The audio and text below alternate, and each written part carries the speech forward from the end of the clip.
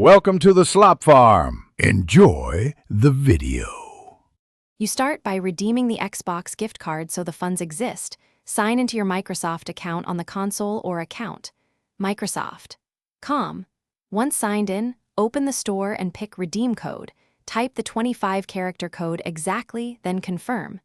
This places money into your Microsoft balance, which Fortnite will use for V-Bucks purchases, so do this before buying.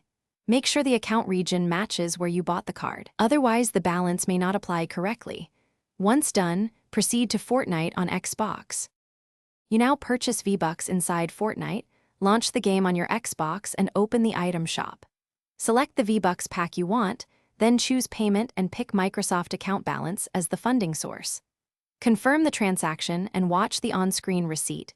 Taxes or regional pricing might change totals, so verify before finalizing. The Microsoft balance is used automatically when selected, which is why redeeming first matters. If the purchase succeeds, the V-Bucks are added to your Fortnite account immediately. You finish by confirming the V-Bucks appear in your Fortnite balance or locker. Check immediately after purchase. If they don't show up, verify the Microsoft order history for a completed charge and ensure your Xbox account is linked to the correct Epic Games account. Mismatched accounts are the most common issue. Next, sign out of Fortnite and sign back in or reboot the console. That sync often resolves delays. If problems persist, gather the receipt and contact Microsoft or Epic support with transaction details for resolution. Thanks for watching.